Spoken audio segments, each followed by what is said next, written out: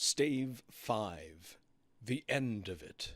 Yes! And the bedpost was his own. The bed was his own, the room was his own. Best and happiest of all, the time before him was his own, to make amends in. "I will live in the past, the present, and the future," Scrooge repeated as he scrambled out of the bed.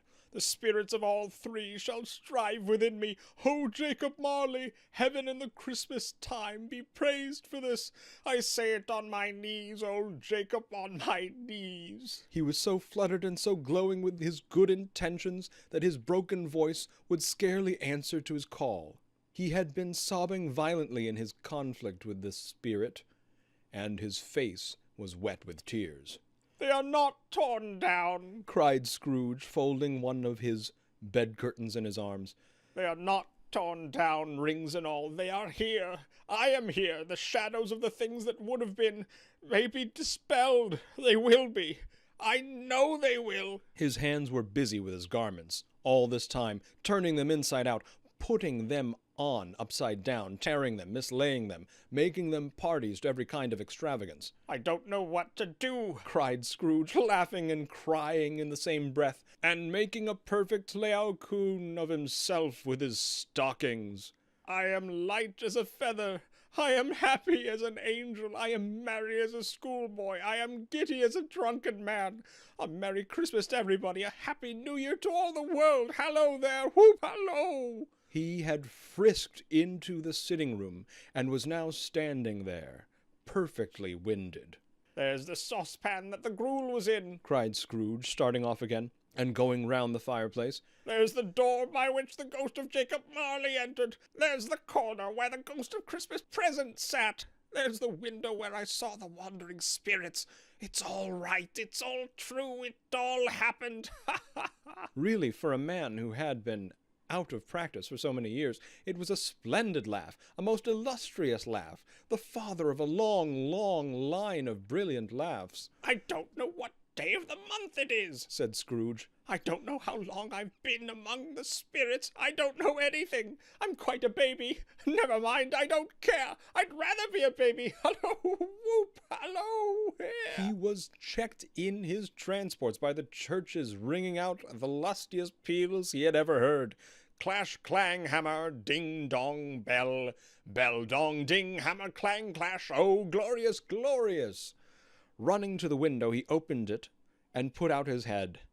No fog, no mist, clear, bright, jovial, stirring, cold, cold, piping for the blood to dance to, golden sunlight, heavenly skies, sweet fresh air, merry bells. Oh, glorious, glorious! "What's today?" cried Scrooge, calling downward to a boy in Sunday's clothes, who perhaps had loitered in to look about him. "Eh?" returned the boy with all his might of wonder. "What's today, my fine fellow?" "Today?" replied the boy. "Why, Christmas Day." "It's Christmas Day," said Scrooge to himself. "I haven't missed it. The spirits have done it all in one night. They can do anything they like. Of course they can. Of course they can. Hello, my fine fellow." "Hello," returned the boy. "Do you know the Poltimers in the next street but one at the corner?" Scrooge inquired. "I should hope I did," replied the lad.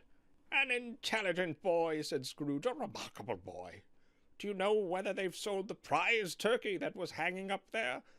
Not the little prize turkey, the big one." "What, the one as big as me?" returned the boy. "What a delightful boy," said Scrooge. "It's a pleasure to talk to him. Yes, my buck." "It's hanging there now," replied the boy. "It is," said Scrooge. "Go and buy it." "Walker!" exclaimed the boy. "No, no," said Scrooge. "I am in earnest. Go and buy it and tell him to bring it here, that I might give them the direction where to take it.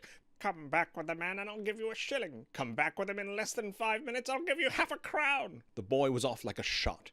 He must have had a steady hand at a trigger who could have got a shot off half so fast. "I'll send it to Bob Cratchit's," whispered Scrooge, rubbing his hands and splitting with a laugh. "He shan't know who sends it. It's twice the size of Tiny Tim. Joe Miller never made such a joke as sending it to Bob's will be." The hand in which he wrote the address was not a steady one, but write it he did somehow, and went downstairs to open the street door, ready for the coming of the poulterer's man, as he stood there waiting his arrival.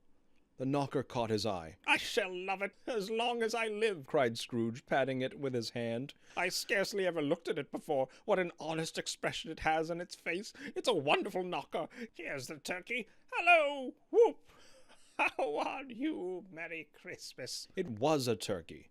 He never could have stood upon his legs, that bird. He would have snapped 'em short off in a minute, like sticks of sealing wax. "Why, it's impossible to carry that to Camden Town," said Scrooge. "You must have a cab." The chuckle with which he said this, and the chuckle with which he paid for the turkey, and the chuckle with which he paid for the cab, and the chuckle with which he recompensed the boy, were only to be exceeded by the chuckle with which he sat down breathless in his chair again, and chuckled till he cried. Shaving was not an easy task, for his hand continued to shake very much, and shaving requires attention, even when you don't dance while you are at it. But if he had cut the end of his nose off, he would have put a piece of sticking plaster over it, and been quite satisfied. He dressed himself all in his best, and at last got out into the streets. The people were by this time pouring forth, as he had seen them with the ghost of Christmas present, and walking with his hands behind him, Scrooge regarded every one with a delighted smile. He looked so irresistibly pleasant, in a word, that 3 or 4 good-humoured fellows said, "Good morning, sir, a Merry Christmas to you." And Scrooge said often afterwards, that of all the blithe sounds he had ever heard, those were the blithest in his ears. He had not gone far, when coming on towards him he beheld the portly gentleman, who had walked into his counting-house the day before, and said, "Scrooge and Marley's, I believe." It sent a pang across his heart to think how this old gentleman would look upon him when they met, but he knew what path lay straight before him, and he took it. "My dear sir," said Scrooge, quickening his pace and taking the cold gentleman by both his hands, "how do you do? I hope you succeeded yesterday. It was very kind of you. A Merry Christmas to you, sir." "Mr. Scrooge?" "Yes," said Scrooge. "That is my name, and I fear it may not be pleasant to you. Allow me to ask your pardon, and will you have the goodness—" Here Scrooge whispered in his ear. "Lord bless me!" cried the gentleman, as if his breath were taken away. "My dear Mr. Scrooge, are you serious?" "If you please," said Scrooge, "not a farthing less. A great many back payments are included in it, I assure you. Will you do me that favour?" "My dear sir," said the other, shaking hands with him, "I don't know what to say to such munificent—" "Don't say anything, please," retorted Scrooge. "Come and see me. Will you come and see me?" "I will," cried the old gentleman, and it was clear he meant to do it. "Thank'ee," said Scrooge. "I am much obliged to you. I thank you 50 times. Bless you." He went to church and walked about the streets and watched the people hurrying to and fro, and patted children on the head and questioned beggars, and looked down into the kitchens of houses and up to the windows, and found that everything could yield him pleasure. He had never dreamed that any walk, that anything, could give him so much happiness. In the afternoon he turned his steps towards his nephew's house. He passed the door a dozen times before he had the courage to go up and knock. But he made a dash and did it. "Is your master at home, my dear?" said Scrooge to the girl. "Nice girl, very." "Yes, sir." "Where is he, my love?" said Scrooge. "He's in the dining room, sir, along with the mistress. I'll show you upstairs, if you please." "Thank'ee, he knows me," said Scrooge, with his hand already on the dining room lock. "I'll go in here, my dear." He turned it gently, and sidled his face in round the door. They were looking at the table, which was spread out in great array, for these young housekeepers are always nervous on such points, and like to see that everything is right. "Fred," said Scrooge, dear heart alive, how his niece by marriage started. Scrooge had forgotten for the moment about her sitting in the corner with the footstool, or he wouldn't have done it on any account. "Why, bless my soul!" cried Fred. "Who's that?" "It's I, your Uncle Scrooge. I have come to dinner. Will you let me in, Fred?" "Let him in? It is a mercy he didn't shake his arm off. He was at home in 5 minutes. Nothing could be heartier. His niece looked just the same. So did Topper when he came in. So did the plump sister when she came. So did everyone when they came. Wonderful party, wonderful games, wonderful unanimity, wonderful happiness.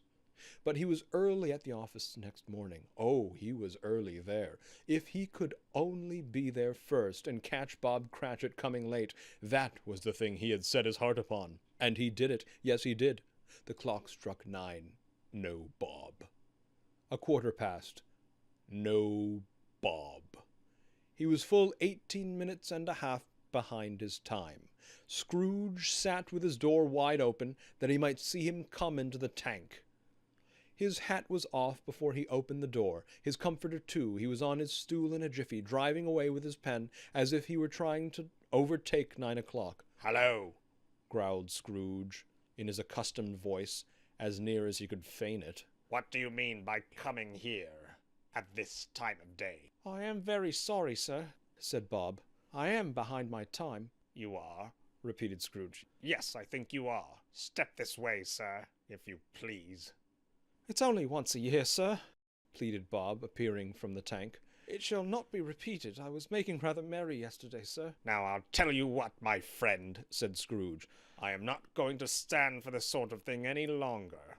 And therefore," he continued, leaping from his stool and giving Bob such a dig in the waistcoat that he staggered back into the tank again, "and therefore I am about to raise your salary." Bob trembled, and got a little nearer to the ruler.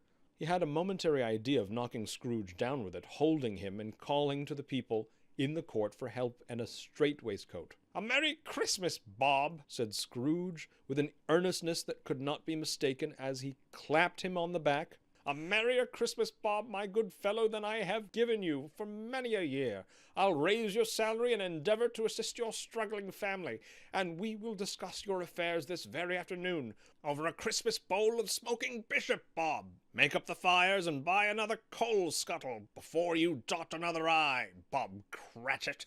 Scrooge was better than his word. He did it all, and infinitely more. And to Tiny Tim, who did not die, he was a second father. He became as good a friend, as good a master, and as good a man as the good old city knew, or any other good old city, town, or borough in the good old world. Some people laughed to see the alteration in him, but he let them laugh, and little heeded them, for he was wise enough to know that nothing ever happened on this globe for good, at which some people did not have their fill of laughter in the outset. And knowing that such as these would be blind anyway, he thought it quite as well that they should wrinkle up their eyes in grins, as have the malady in less attractive forms. His own heart laughed, and that was quite enough for him. He had no further intercourse with spirits, but lived upon the total abstinence principle ever afterwards. And it was always said of him that he knew how to keep Christmas well, if any man alive possessed the knowledge. May that be truly said of us, and all of us. And so, as Tiny Tim observed, God bless us, everyone.